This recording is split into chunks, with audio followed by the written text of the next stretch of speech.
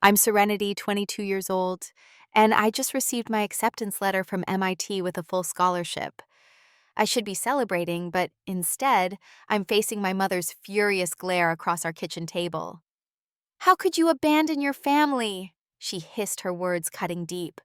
For years, I'd been the unpaid babysitter, the household manager, the shadow to my brother's spotlight. Now, holding my future in my trembling hands, I had a choice to make. If you're watching this from somewhere familiar, where family obligations clash with personal dreams, give this video a like and subscribe to follow my journey of breaking free without breaking apart. Growing up in our modest two-story home in Lakeville, Michigan, I never questioned my place in the family. My father worked long hours at the automotive factory, while my mother pulled double shifts as a nurse at the local hospital. They were hardworking people who instilled the same values in me from an early age. Serenity always put family first, my mother would remind me while braiding my hair before school.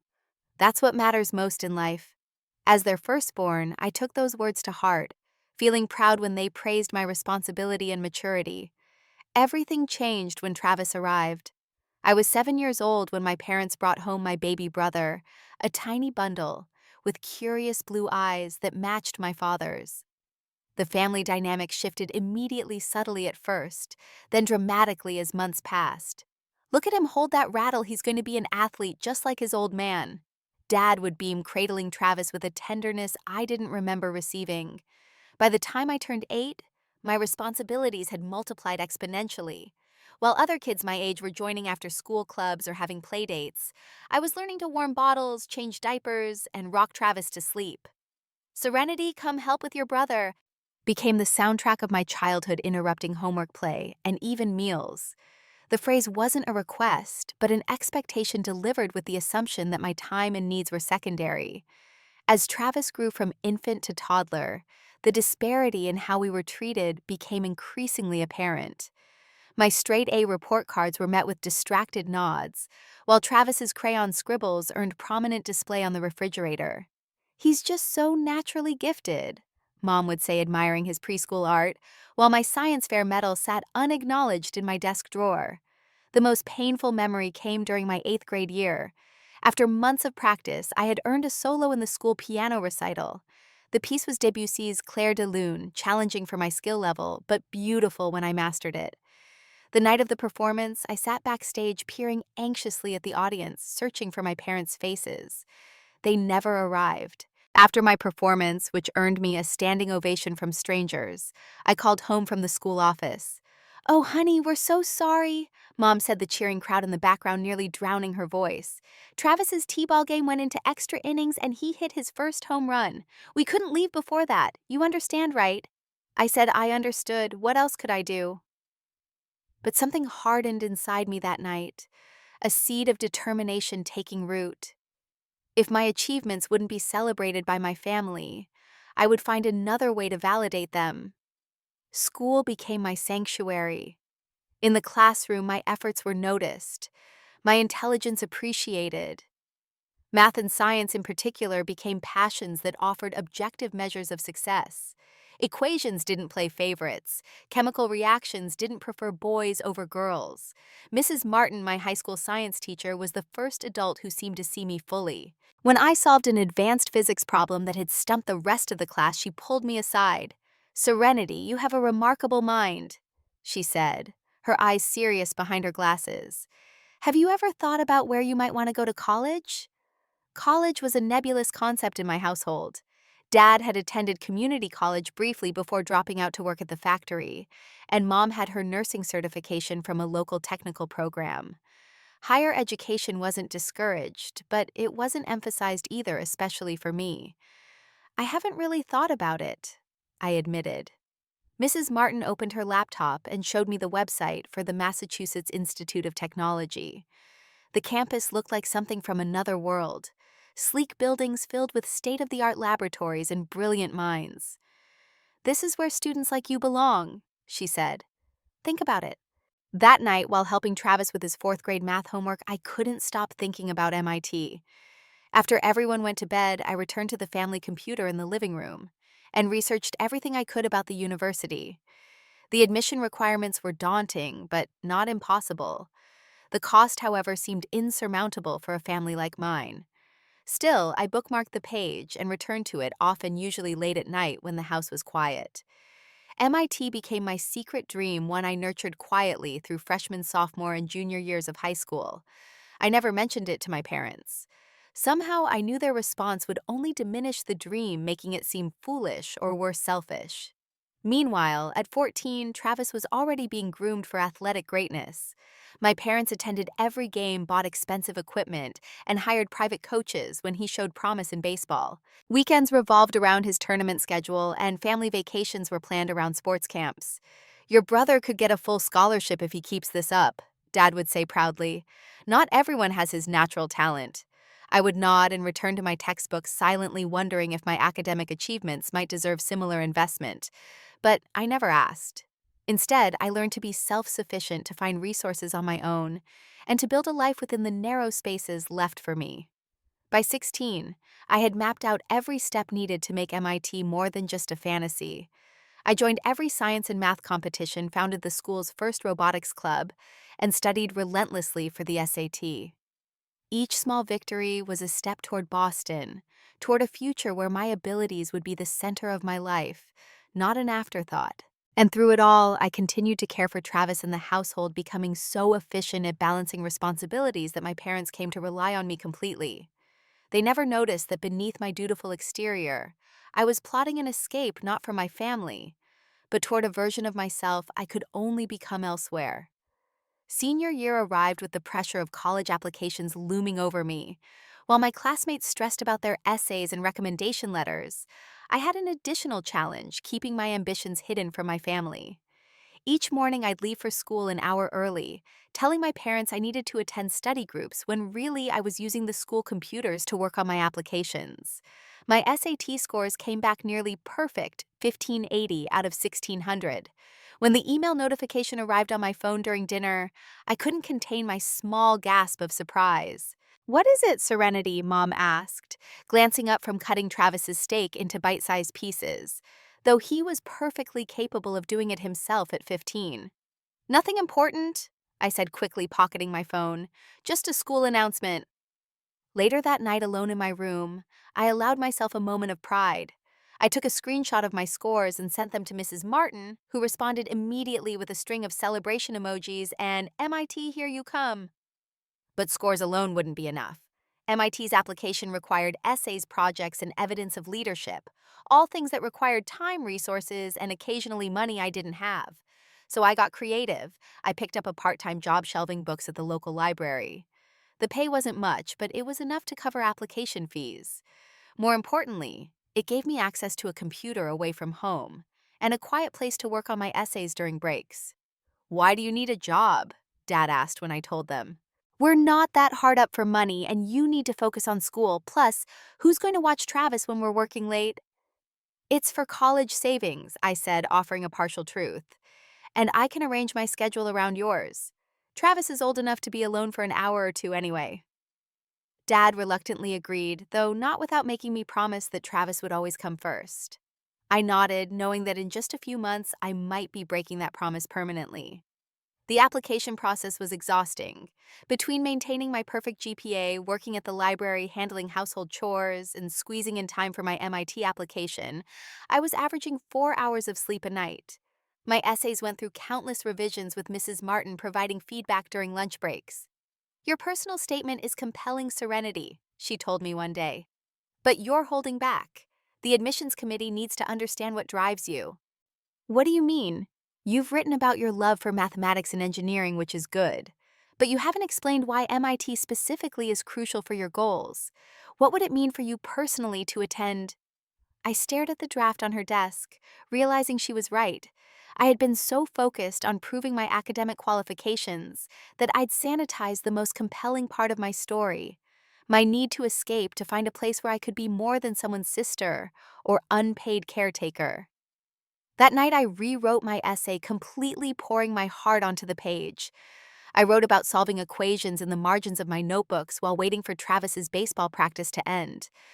about designing my own experiments with household materials because we couldn't afford the science kits other students had, about dreaming of laboratories where I could push boundaries instead of being confined by them. I didn't explicitly mention my family's dynamics, but the subtext was clear.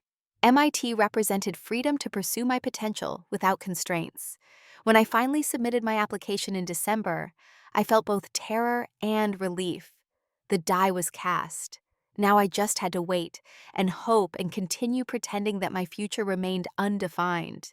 The acceptance letter arrived on a Tuesday in March, appearing in my email during American history class. I nearly dropped my phone when I saw the sender. With trembling fingers, I opened the message, "Dear Serenity, on behalf of the admissions committee, it is my pleasure to offer you admission to the MIT class of 2027. I must have made a sound, because my teacher paused her lecture on the Civil War to ask if everything was all right. Yes, I managed to say, though my voice cracked. Everything's fine. But it wasn't just an acceptance. As I continued reading, I discovered I'd been awarded a full scholarship covering tuition room board, and even a stipend for books and personal expenses. MIT wasn't just possible. Now, it was inevitable. That afternoon, I met with Mrs. Martin in her classroom and showed her the email. She pulled me into a tight hug, tears in her eyes. "I knew you could do it," she said. "I've never been prouder of a student." For a moment, basking in her genuine joy for my success, I forgot about the hurdle still ahead telling my family. "When will you tell them?" Mrs. Martin asked, as if reading my thoughts. "Tonight," I said, though my stomach twisted at the prospect. "It has to be tonight." I walked home slowly, rehearsing different approaches in my mind. Should I emphasize the scholarship? Focus on MIT's prestige, appeal to their pride in having raised such a successful daughter? Nothing felt right because I knew deep down that no framing would make them happy for me. My acceptance wasn't just about college, it was about leaving, about choosing myself over the role they'd assigned me. Dinner that night was typical dad talking about work, mom asking Travis about baseball practice, and me serving food and keeping water glasses filled. When there was finally a lull in the conversation, I took a deep breath. "I have some news," I said, my voice steadier than I expected. 3 faces turned to me with varying degrees of interest. Travis, clearly eager to return to his baseball stories, gave me an impatient look. "I applied to college a few months ago," I continued, "to MIT Massachusetts Institute of Technology. It's one of the best schools in the world for engineering." Mom's brow furrowed. "You applied without telling us?" I nodded, then pushed forward before I lost my nerve. "I got in, with a full scholarship."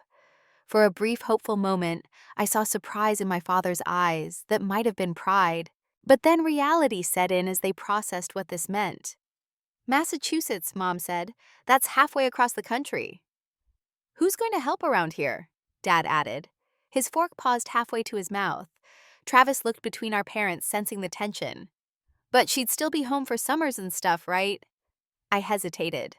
"Actually, the scholarship includes summer research opportunities. I'd probably only be home for short visits." The silence that followed was deafening. Then Mom pushed back from the table, her chair scraping harshly against the floor. "What were you thinking?" she asked, her voice rising. "You can't just decide something like this on your own. We're a family.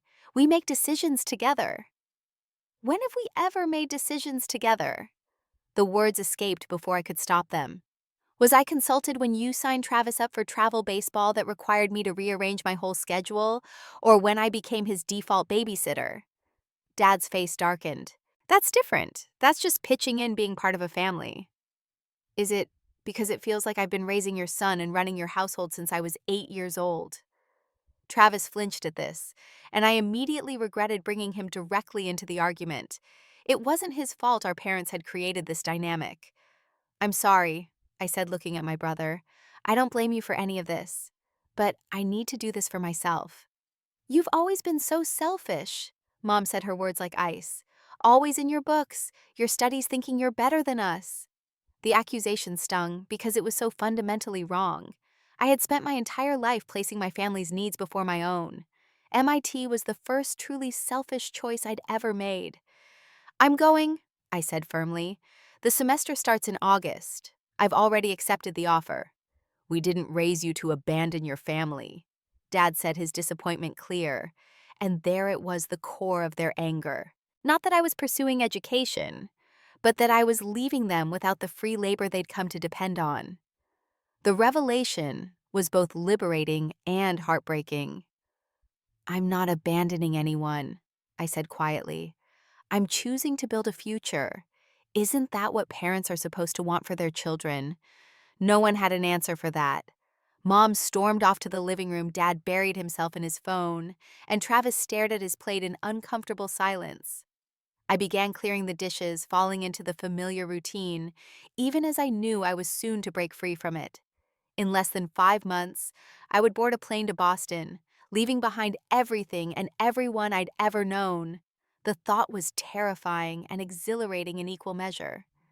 That night, lying in bed, I felt the first real flicker of joy about my acceptance. Despite the disastrous conversation, despite the disapproval radiating from my parents' bedroom down the hall, I allowed myself to imagine walking across MIT's campus, attending lectures by renowned professors working in state-of-the-art labs with peers who shared my passions.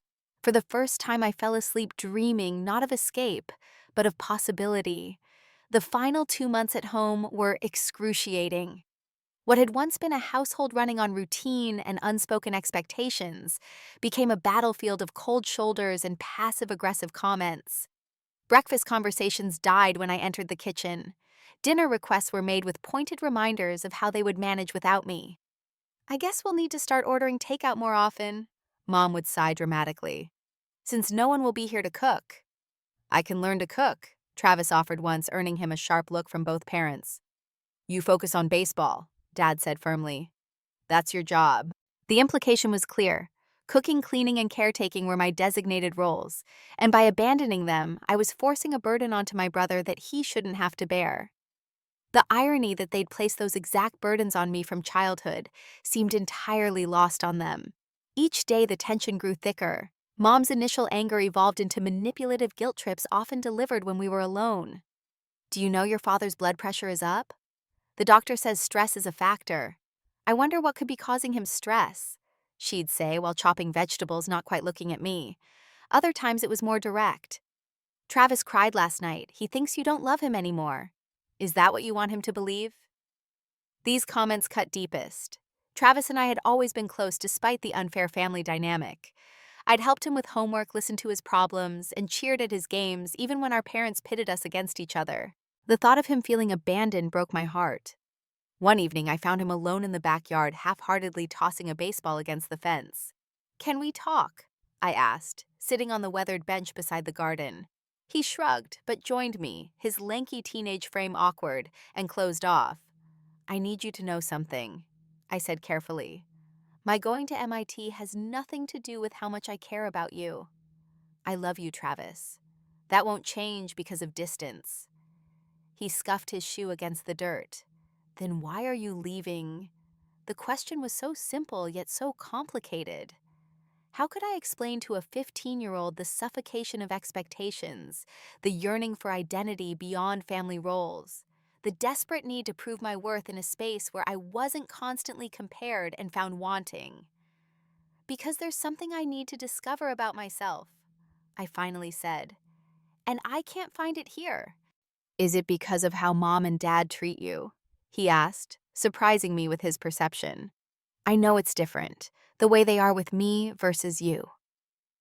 I hesitated, wary of turning him against our parents. "It's not just that. It's about finding a place where I fit, where I can use my brain in ways that matter to me." Travis was quiet for a long moment. "I'll miss you," he eventually admitted, his voice small. "I'll miss you too. But we'll talk all the time. And hey, maybe you can visit me in Boston sometime." He nodded, though we both knew our parents would never allow it. That brief connection with Travis was a rare bright spot in otherwise dismal final months. Dad had progressed from disappointment to outright anger, occasionally erupting in bitter comments about ungrateful children and throwing away family values for fancy degrees. "That school is filling your head with individualistic garbage," he declared one evening after seeing an MIT brochure in my room. "Family is what matters in the end." not some piece of paper from an elitist institution. I didn't bother explaining that I hadn't even started classes yet, so MIT couldn't possibly be influencing my thinking. Logic had no place in these confrontations. As my departure date approached, the household strategy shifted from guilt and anger to pretending it wasn't happening at all. No one asked about my packing progress. No one offered to drive me to the airport. When I brought up logistical questions, I was met with vague responses or subject changes. Finally, a week before my flight, I approached Mom while she folded laundry. "I need to know if someone can take me to the airport next Thursday," I said directly. She continued folding her movements precise and controlled. "We both work on Thursday. My flight is at 2. Dad doesn't start until 4. He needs to rest before his shift." I swallowed my frustration. "Then I'll call a cab." "On your scholarship budget." Her tone was cutting. "Good luck with that." I left the room before I could say something I'd regret. In my bedroom, I texted Mrs. Martin, who immediately offered to drive me. Her kindness was a lifeline in those final days. The morning of my departure arrived with an oppressive silence in the house. I'd said goodbye to Travis the night before, a tearful hug away from our parents' watchful eyes. He'd slipped me a card with a crude drawing of the two of us, with "Call Me," written in his messy handwriting. Mom and Dad moved around the kitchen with studied indifference as I ate a last bowl of cereal. When the doorbell rang announcing Mrs. Martin's arrival, Dad suddenly found urgent yard work to attend to, disappearing out the back door without a word. I carried my 2 suitcases to the front door, where Mom stood with arms crossed. This was it, the final moment in the home that had shaped and confined me for 22 years. "I'll call when I land," I offered, hoping for some softening, some acknowledgement that despite everything, we were still family. Mom's face remained impassive, but as I reached for the door handle, she spoke the words that would echo in my mind for years to come. "How could you abandon your family?" She hissed, her voice low but sharp enough to cut. "After everything we've done for you." I looked at her, then really looked at the woman who had given me life, but rarely given me validation. There were 1,000 responses I could have made, justifications and accusations that had built up over years of inequality and emotional neglect. Instead, I simply said, "I'm not abandoning my family. I'm finding myself." Without waiting for a reply, I walked out the door and into the bright August sunshine, where Mrs. Martin waited beside her car. As we drove away, I didn't look back at the house, but I felt its weight lifting with every mile. The airport was crowded with summer travelers, families returning from vacations, students heading to college just like me. Mrs. Martin walked me as far as security, then pulled me into a tight hug. "I'm so proud of you, Serenity," she said, her voice thick with emotion. "Remember that, especially on the hard days ahead.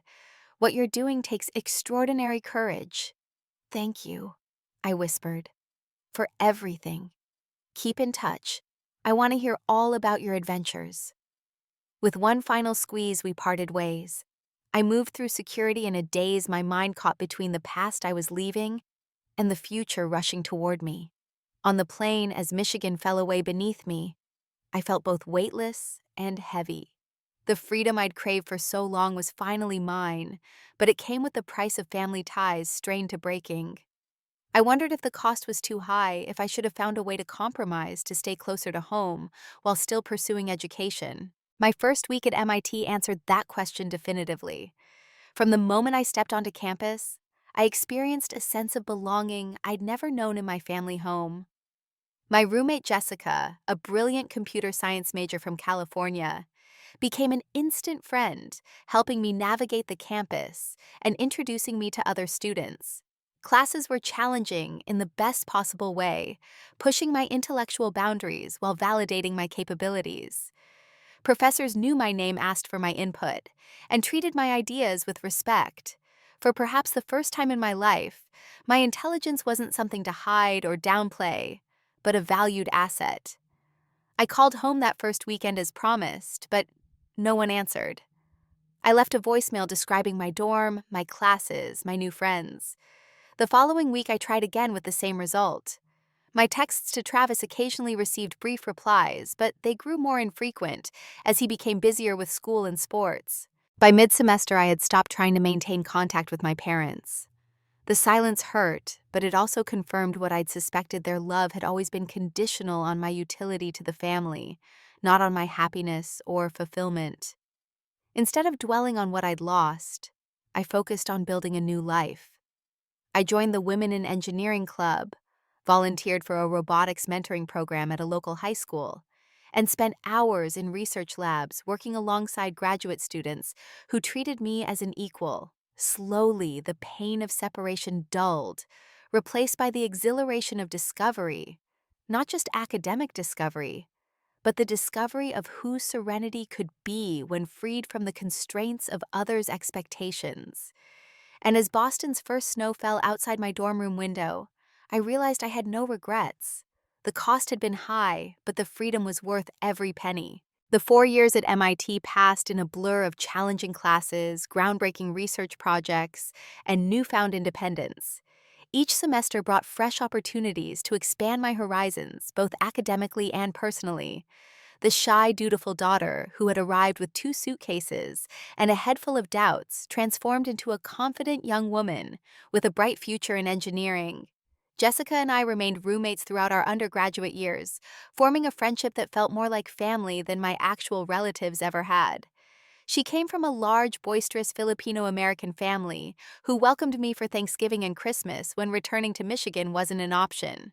"My mom says you're her honorary daughter now," Jessica informed me during our sophomore year, passing me a plate of her mother's famous lumpia. "She's already telling the neighbors about her 2 brilliant daughters at MIT." The inclusion brought tears to my eyes. I hadn't realized how much I'd missed being wanted until someone offered it freely. Beyond Jessica, I found connection with a diverse group of friends who shared my passion for learning and innovation. Aiden, a physics major with an infectious laugh. Zoe, a chemical engineering student who could solve complex equations while simultaneously dancing to Taylor Swift. And Raj, a computer science genius who taught me to code in my spare time. Together, we formed a tight-knit support system, pulling all-nighters before exams, celebrating achievements, and helping each other through inevitable failures. They became the family I chose, loving me not for what I could do for them, but simply for who I was. Professor Williams, my advanced materials science instructor, became a mentor figure, seeing potential in me that I sometimes doubted myself. During junior year, she recommended me for a prestigious summer internship at Horizon Tech, one of the leading technology companies in the country. "They usually only take graduate students," she told me. "But your work in nanotechnology applications is exceptional. I've already put in a good word." The internship was life-changing. For 10 weeks, I worked alongside industry professionals contributing to projects that would eventually be implemented in real-world applications. My supervisor, Dr. Peterson, became another important mentor, guiding my professional development with wisdom and patience. "You have a rare combination of technical brilliance and practical problem solving," she told me during my final evaluation. "We'd like to keep you on part-time during your senior year with an eye toward a full-time position after graduation."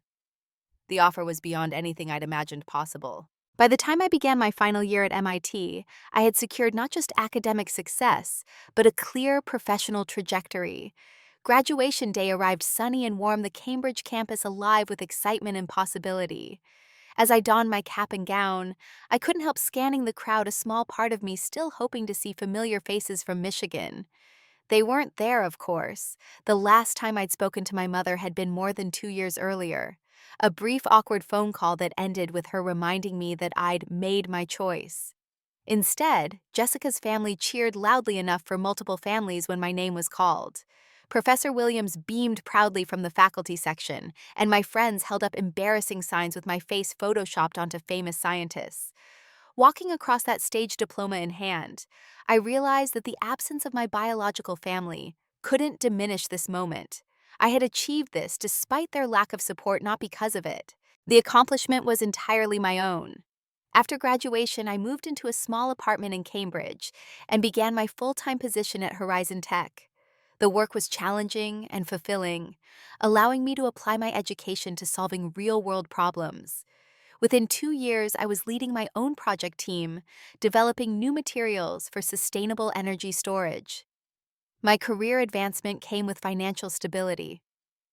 I'd never known growing up. By my 26th birthday, I had saved enough for a down payment on a cozy townhouse in a quiet neighborhood outside Boston.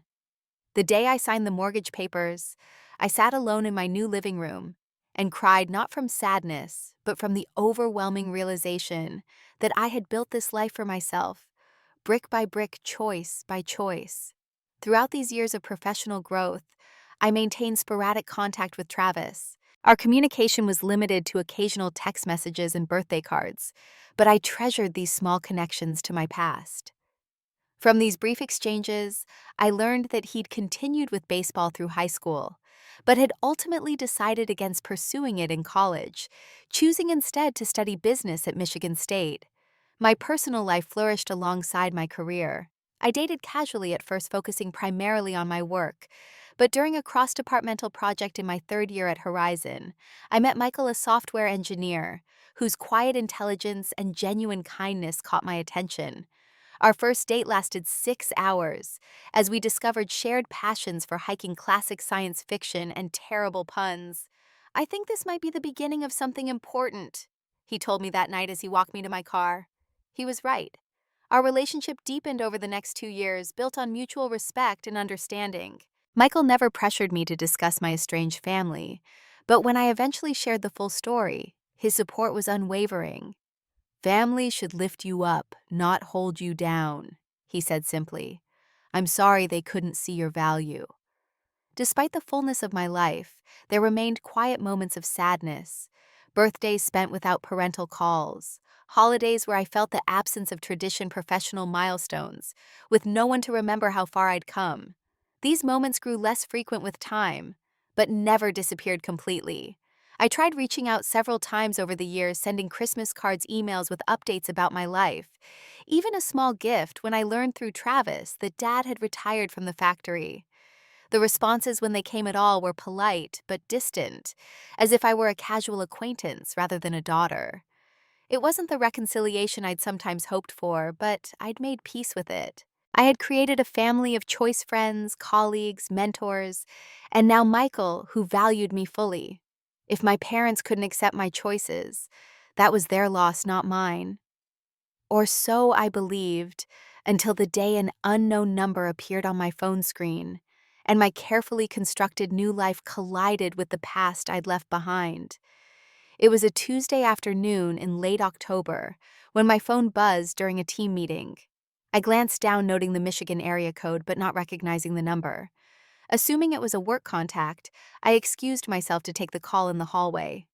"Hello, this is Serenity," I answered professionally. There was a pause, then a male voice that sounded vaguely familiar. "Serenity, it's Travis." I nearly dropped the phone. In our sporadic text exchanges over the years, we'd never actually spoken by voice. The deep timbre was jarring in my mind. He was still the lanky 15-year-old I'd left behind.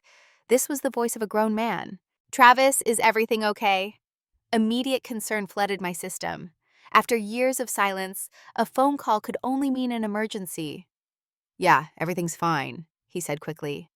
"Well, mostly fine. It's been a while and I thought maybe we should talk."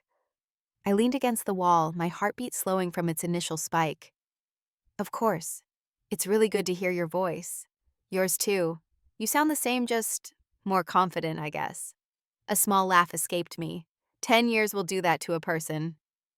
The awkward silence that followed spoke volumes about the distance that had grown between us. Once I'd known every detail of his life, his favorite cereal, which subjects gave him trouble in school, which kids on the baseball team were his friends, and which ones bullied him. Now he was essentially a stranger with whom I shared DNA and childhood memories. "So," I ventured when the silence stretched too long, "what's new with you? Last I heard you were finishing up at Michigan State." "Yeah, graduated last year with a business degree. I'm working at an insurance company now. Nothing exciting, but it pays the bills." He paused. "Actually, there is some news. I'm getting married." "Married, Travis, that's wonderful. Congratulations." "Thanks, it's to Rachel. You probably don't remember her." "Your high school girlfriend, the one with the red hair who was always drawing." He sounded surprised. "You remember her?" "Of course I do. You were crazy about her even back then." Another pause, this one more comfortable. We've been together on and off since high school. Finally decided to make it official.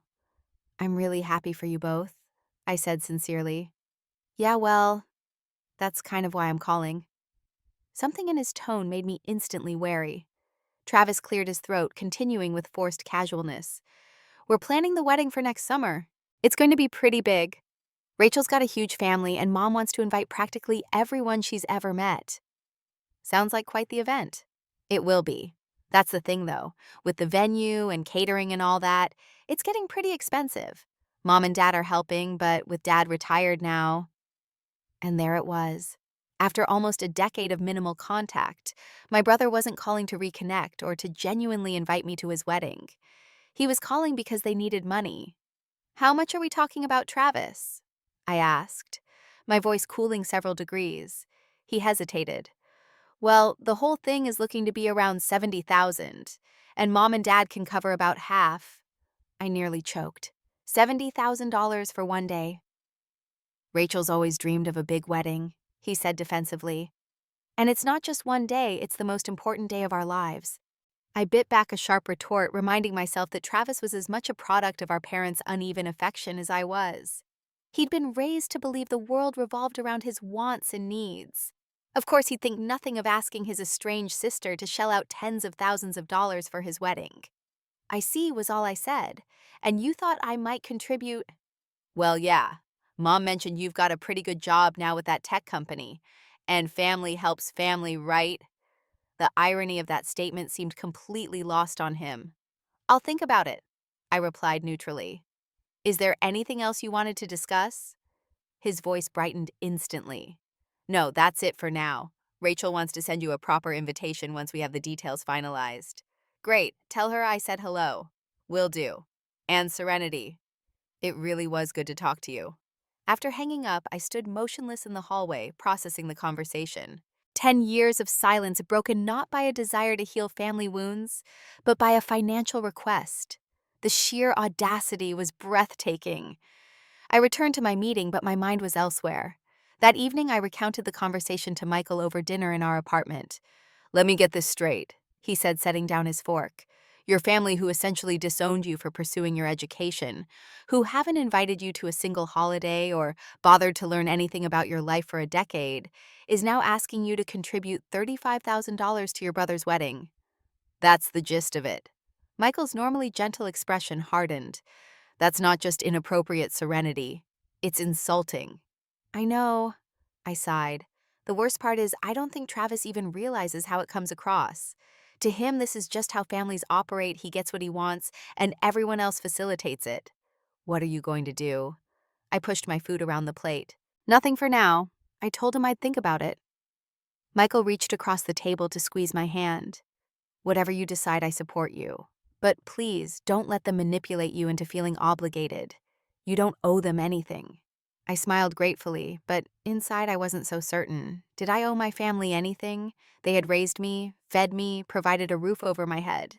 The fact that they'd also treated me as free labor and discouraged my ambitions complicated the moral equation, but didn't entirely erase what they had given me. The next morning, as I was preparing for work, my phone rang with another Michigan number. This one familiar. My mother.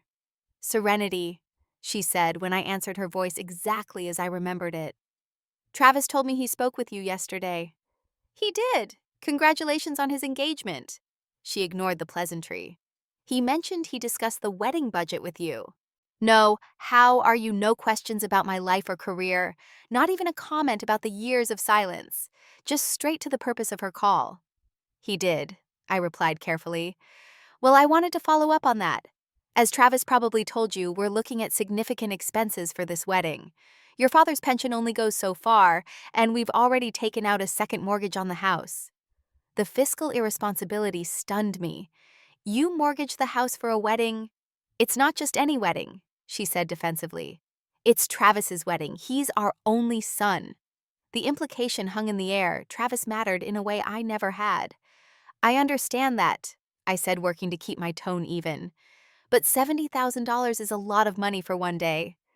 You have a good job at that technology company, she continued as if I hadn't spoken. Travis mentioned you even bought a house.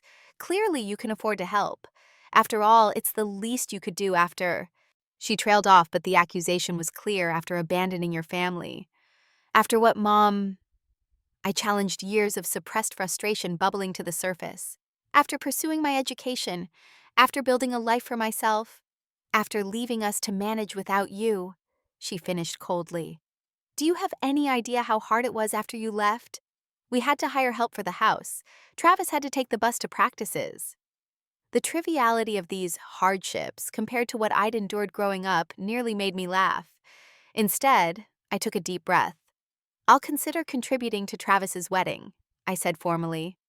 But I need some time to think about it. We need an answer soon. The venue requires a deposit next month. After ending the call, I sat on the edge of my bed, shaking with a mixture of anger and disbelief. 10 years, and nothing had changed. I was still viewed as a resource to be tapped, not a person with my own life and needs. Later that day, my father called. The pattern repeated: no genuine interest in my life, just a different approach to the same request. "This is your chance to make things right," he said, as if my success had been some grievous wrong committed against the family. "To show you still care about us." By the end of the week, I'd received 3 more calls from my mother, each more insistent than the last. The emotional manipulation was so transparent, it would have been comical if it weren't so hurtful. I discussed the situation with Jessica over lunch the following Saturday. "You know what's crazy?" she said after I'd explained. "My parents are still supporting my younger brother through college, and they'd never dream of asking him to fund my wedding, much less an estranged sibling. That's just not how healthy families operate."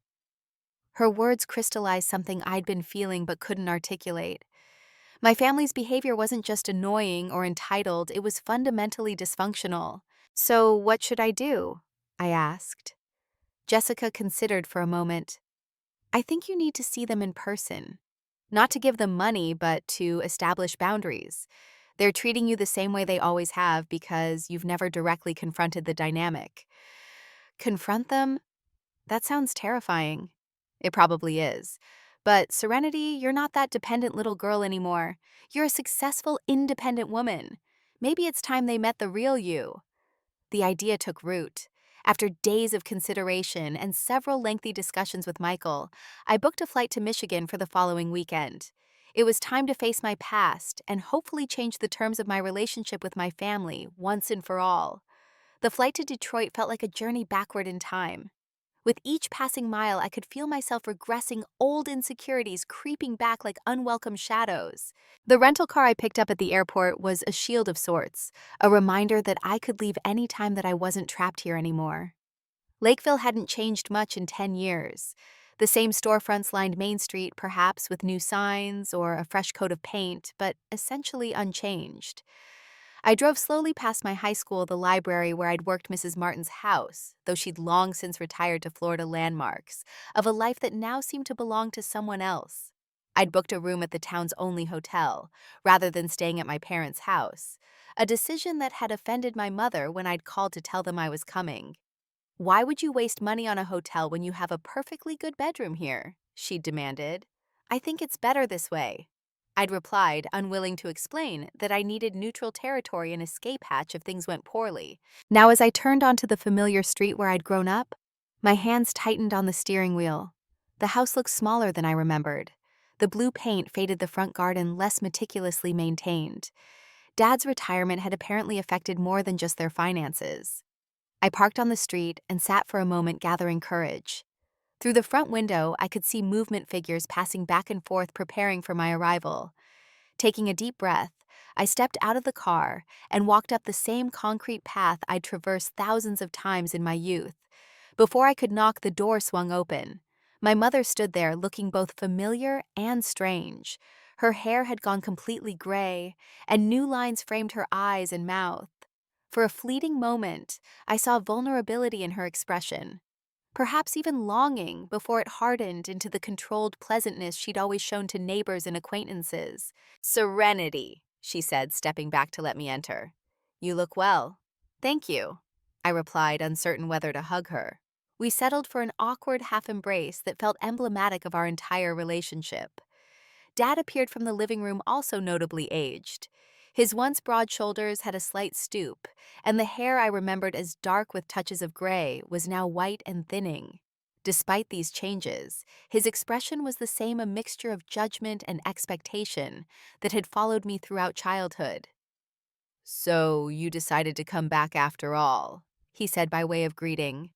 "Just for the weekend," I clarified, already feeling the old dynamic trying to reassert itself. Travis emerged from the kitchen, and I barely recognized him. My little brother was now a fully grown man of 25, tall and broad-shouldered like our father had once been. Behind him stood a slender woman with auburn hair, whom I immediately recognized as Rachel, though the shy teenager had blossomed into a poised young woman. Serenity. Travis's greeting seemed genuinely warm as he pulled me into a hug. "Man, it's weird seeing you in person after so long." "Good weird or bad weird?" I asked, smiling despite my nerves. "Just weird weird. Oh, you remember Rachel, right?" Rachel stepped forward with a friendly smile. "It's so nice to see you again, Serenity. Travis has told me so much about you." I wondered what exactly he'd told her, given our limited contact over the years, but returned the smile. "Congratulations on your engagement. Travis is lucky to have found someone so creative and kind." The surprised look that flashed across her face suggested compliments weren't common currency in this household, at least not for anyone besides Travis. Dinner was a tense affair filled with surface-level conversation and careful avoidance of any meaningful topics. Mom had prepared all of Travis's favorite foods: roast beef, garlic, mashed potatoes, green bean casserole, a detail that didn't escape my notice. Some things never changed. "So," Dad said as Mom served dessert, "Travis tells us you're doing well at that company of yours." It was the first direct acknowledgement of my life outside this house. "Yes, Horizon Technologies. I'm a senior materials engineer now, leading a team developing energy storage solutions." "That sounds very impressive," Rachel said, seeming genuinely interested. "What exactly does that involve?" As I began explaining my work in terms they could understand, I noticed my mother's attention wandering and my father checking his watch. Only Travis and Rachel seemed to be listening with any real interest. "Enough about work," Mom interrupted.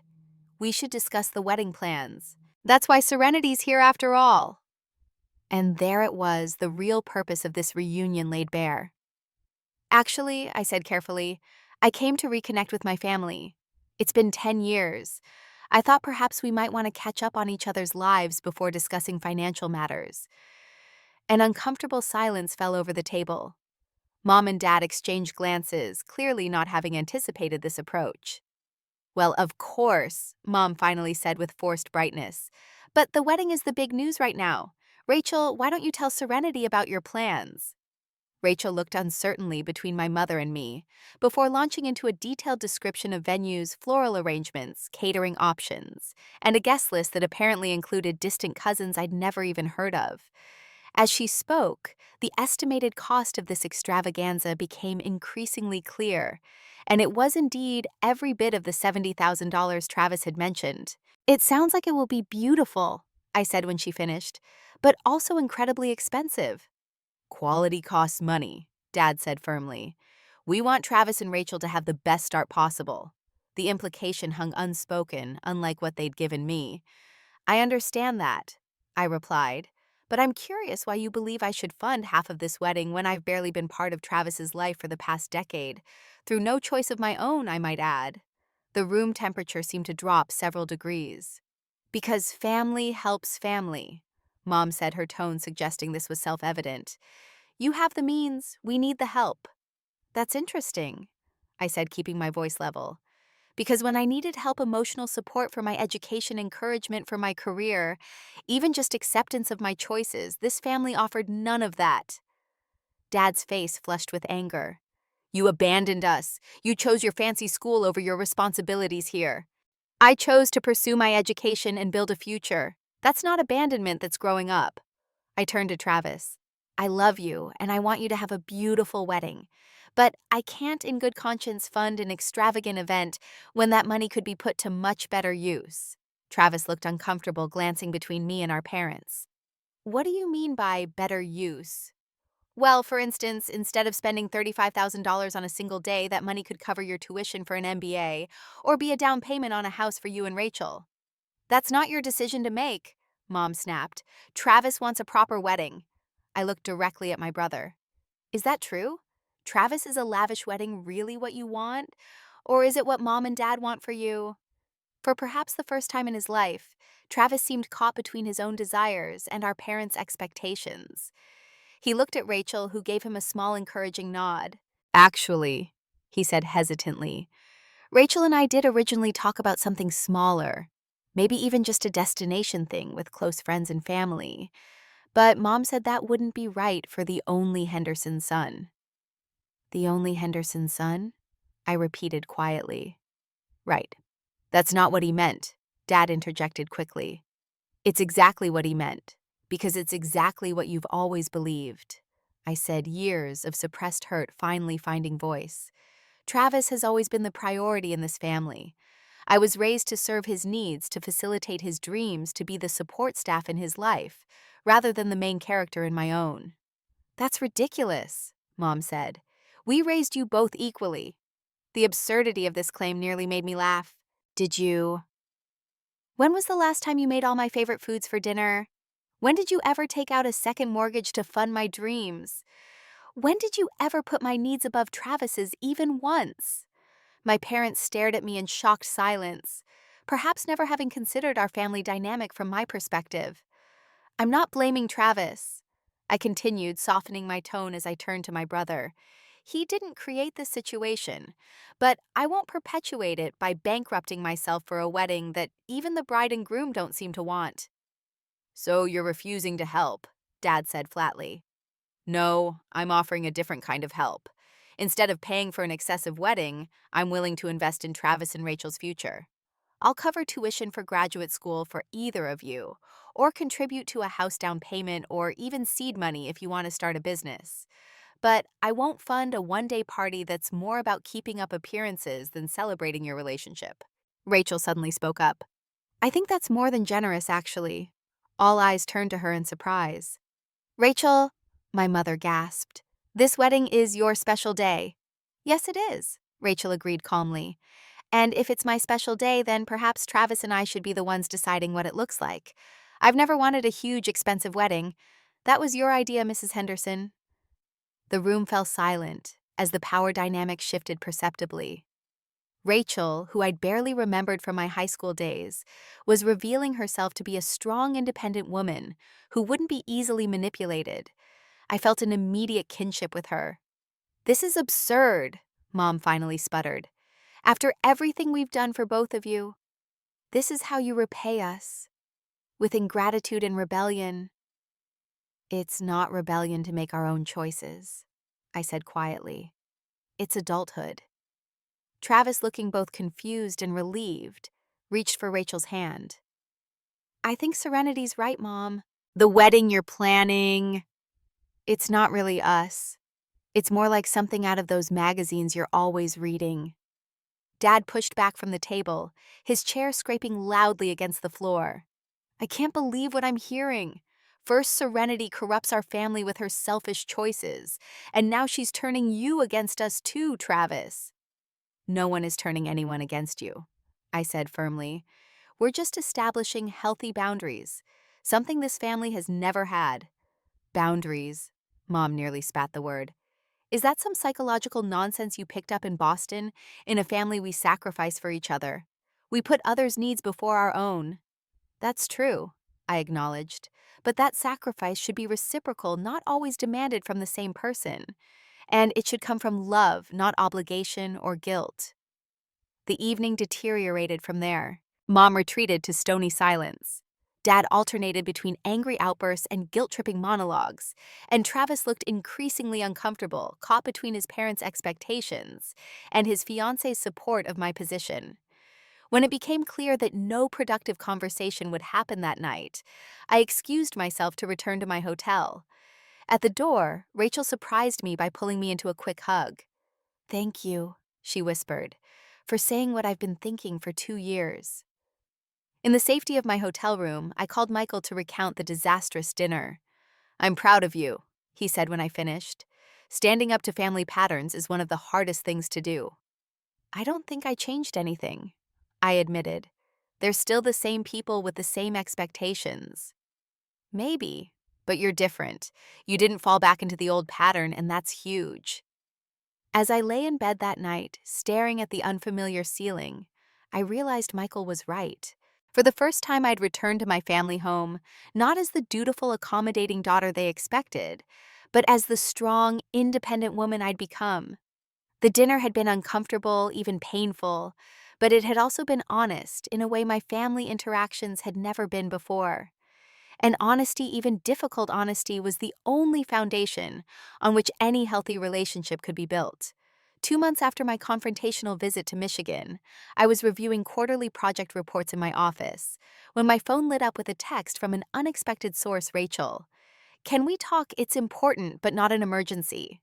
Curious and slightly apprehensive, I called her during my lunch break. "Serenity, thank you for calling back." She answered, her voice warm but serious. "I wanted to let you know what's happened since your visit." "I'm all ears," I said, bracing for bad news.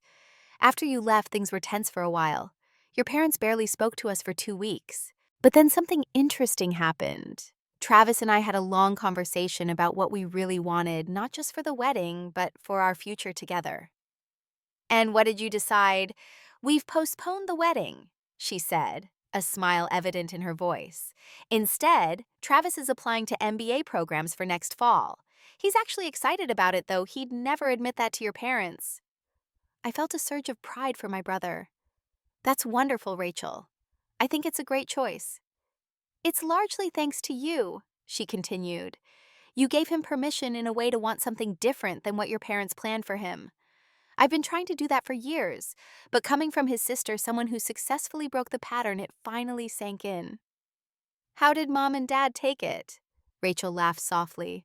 "About as well as you'd expect. Your mother didn't speak to me for 3 days. Your father complained about application fees being wasted. But they're slowly coming around, especially since Travis stood firm for once." We talked for nearly an hour, Rachel filling me in on family dynamics I'd missed during my years away. It was strange and somewhat healing to hear about my parents through the eyes of someone who understood their manipulation tactics, but wasn't wounded by them in the same way I was. "Would it be okay if Travis called you sometime?" she asked as our conversation wound down. "He wants to talk about MBA programs, maybe get your advice. He's nervous about going back to school." "Of course," I said, feeling a warmth that had nothing to do with the afternoon sun streaming through my office window. "I'd love to help." Travis called the following weekend. Our conversation started awkwardly, both of us dancing around the family tension, but gradually relaxed as we focused on his educational plans. "I never thought I'd go to graduate school," he admitted. "Growing up, education was always your thing, not mine." "That wasn't a natural division, Travis. That was how Mom and Dad categorized us. You're just as capable of academic success as I was." He was quiet for a moment.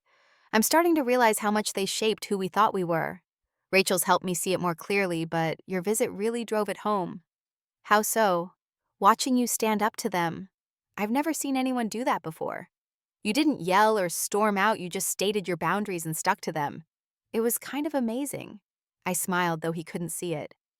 "It took me 10 years and 1,000 miles of distance to develop that ability." "Better late than never, right?" He paused. "I owe you an apology, Serenity. For a lot of things, but especially for calling you just to ask for money. That was wrong." "You were doing what you'd been taught to do," I said, finding forgiveness easier than I'd expected. "We were both shaped by the same dysfunctional system. Still, I'm sorry. And I want you to know that I've always been proud to be your brother, even when I didn't show it. The way you followed your dreams despite everything, it's inspired me more than you know." Tears welled in my eyes. "Thank you, Travis. That means a lot." After that conversation, something shifted. Travis and I began texting regularly, sharing details of our lives that had previously gone unspoken. He sent me his MBA application essays to review. I shared stories about my early struggles at MIT. Slowly, we were building a relationship based on mutual respect rather than the assigned roles of our childhood. My parents remained more distant, Mom would occasionally send brief surface-level texts about neighborhood gossip or relatives I barely remembered. Dad didn't contact me directly at all, though Travis mentioned he would ask how I was doing. It wasn't the warm reconciliation part of me had always hoped for, but it was an improvement over complete estrangement. Meanwhile, my career continued to flourish. 6 months after my Michigan visit, I was promoted to project manager for Horizon's most promising green energy initiative, a role that came with increased responsibility and a substantial salary bump. Michael and I moved in together, combining our lives in a way that felt both exciting and natural. "Have you thought about inviting Travis and Rachel to visit?" Michael asked one evening as we discussed summer plans. "It might be good for them to see your life here outside the family narrative." The idea was appealing but slightly terrifying. My Boston life had always existed separately from my Michigan past. Bringing them together felt risky somehow. "I'll think about it," I promised. Before I could decide, Travis called with news he'd been accepted to the MBA program at Boston University with a partial scholarship. "That's amazing!" I exclaimed. "Congratulations!" "Thanks," he said, sounding both excited and nervous. "It's not MIT, but it's a great program for what I want to do." "Travis, that's incredible. You should be really proud." "The thing is," he continued hesitantly, "Rachel and I are coming to Boston next month to look at neighborhoods, figure out where we might want to live. I was wondering if maybe we could see you while we're there." The request was so simple, so normal, yet it represented a seismic shift in our sibling relationship. This wasn't an obligation or a demand, it was a genuine desire to connect. "I'd love that," I said sincerely. "Michael and I would be happy to show you around, maybe have you over for dinner." The visit was a revelation. Seeing Travis and Rachel explore my city, meet my friends, experience my daily life helped bridge the gap between past and present in ways I hadn't anticipated. Away from our parents' influence, Travis was more relaxed, funnier, more open to new experiences than I'd ever seen him. "Your brother is nothing like I expected," Jessica commented after meeting him at a dinner party. "From your stories, I thought he'd be entitled and self-centered, but he's actually pretty great." "He is, isn't he?" I realized with surprise.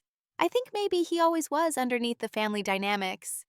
When it came time for them to return to Michigan, I felt a genuine sadness at their departure. "We'll be back in August to start looking for an apartment," Travis reminded me. "This isn't goodbye, it's just see you later." As I watched them board their rideshare to the airport, I felt a sense of peace settle over me. The family I'd been born into might never fully heal, might never become the loving, supportive unit I'd longed for as a child. But that didn't mean I couldn't have meaningful connections with individual members who were doing their own healing work. The day after Travis and Rachel's visit, I received a surprising email from my mother. The subject line simply read, "Thank you." The body contained only 2 sentences. "Travis says you were very helpful during their visit. We appreciate you making them feel welcome in Boston." It wasn't an apology. It wasn't a reconciliation. But it was acknowledgement. And for now, that was enough. In the months that followed, I found my professional success continuing to grow. The energy storage project I was managing received additional funding after promising early results, and I was asked to present our findings at an international technology conference in San Francisco. My personal life blossomed as well.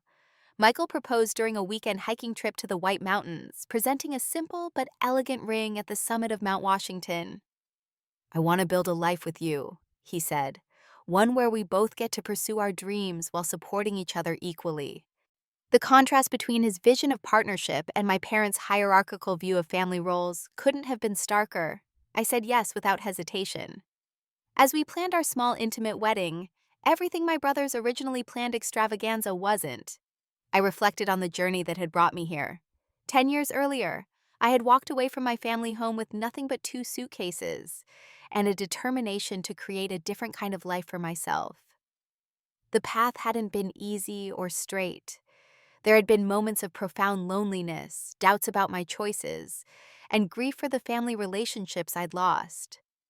But standing on the other side of that difficult journey, I could see clearly now. What I couldn't, then sometimes you have to leave behind the people who can't support your growth in order to become the person you're meant to be. And sometimes only when you fully become that person Can you return and rebuild relationships on healthier terms? I had set boundaries not to punish my family, but to protect myself. In doing so, I'd not only changed the course of my own life, but potentially helped Travis change his as well.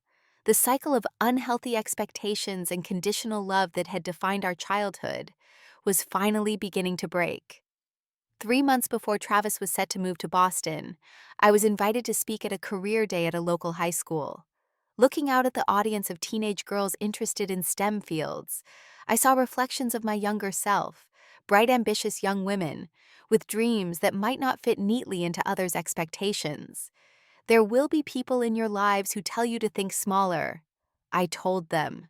Who suggest that your ambitions are selfish, that your primary value lies in what you can do for others, rather than what you can achieve for yourself. I'm here to tell you that pursuing your potential isn't selfish. It's the most important gift you can give, not just to yourself, but to the world that needs your unique contributions.